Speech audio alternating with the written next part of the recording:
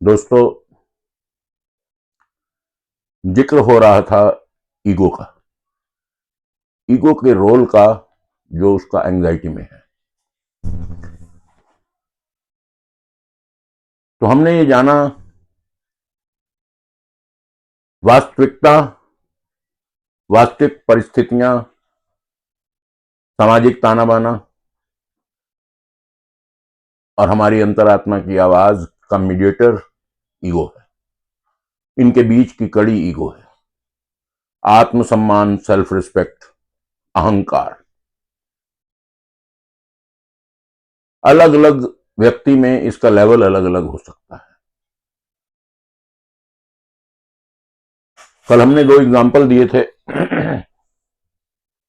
कम आत्मविश्वास वाली एक गृहिणी का, जिसकी लो ग्रेड ईगो है, सब कुछ सही करते हुए भी वो एंजाइटी में रहती है क्योंकि रिकॉग्नाइज नहीं होती।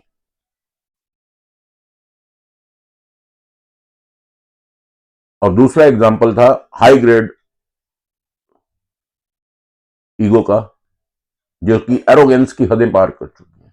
जरा सा बैड रिव्यू उसके डिसीजंस को चेंज कर देता है, उसके थॉट्स को अरेस्ट कर लेता है और डिसीजंस को गलत कर देता है, और फिर एंजाइटी।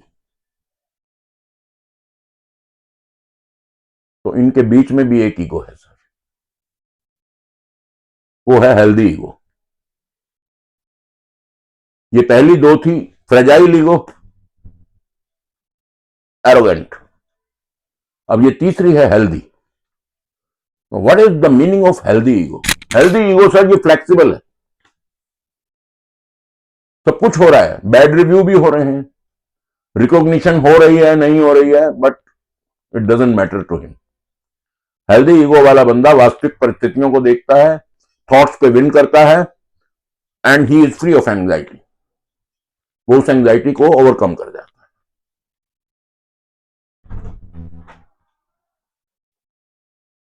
तो बाकी जो ईगो जो है, ये कैसे करेंगी? इनको फ्लेक्सिबल होना पड़ेगा। वो फ्लेक्सिबल कैसे होंगी? छोटे से उपाय से। Number 1, let it go. Review आया, बैड रिव्यू, किसी ने गलत आलोचना कर दी, जाने दो यार, होता है। उल्लंघन कर दिया हमने उस रिव्यू का, इट वी डोंट केयर। बार बार प्रैक्टिस करेंगे, इसके मास्टर हो जाएंगे आप। दूसरा, अपने बिहेवियर में थोड़ा सा और सुधार लाते हैं, थोड़े से और काइंड होते हैं,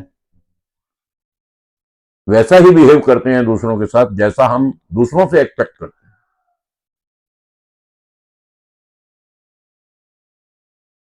फियर कम होगा।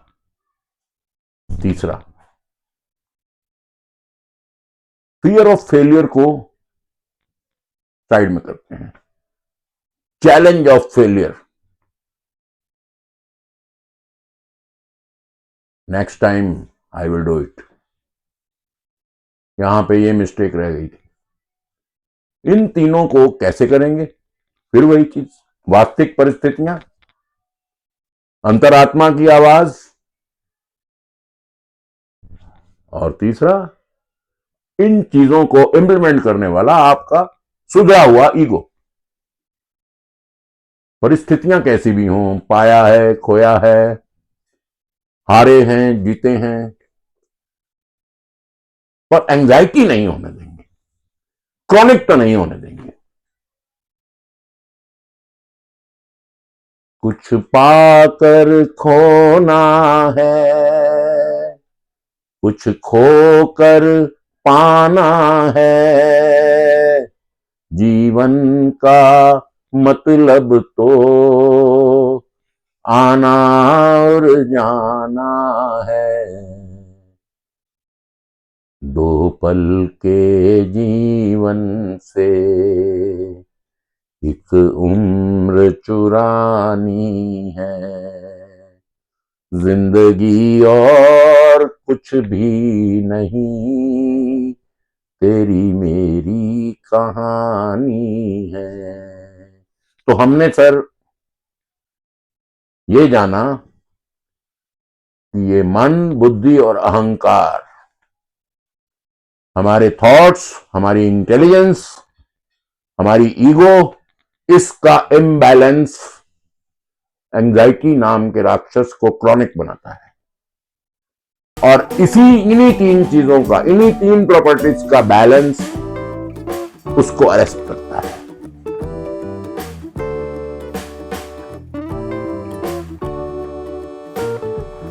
जल्दी ही एक और नए और बेहतरीन सेंसिटिव टॉपिक पे मिलेंगे। तब तक कीप स्माइलिंग, खुश रहिए। नमस्कार।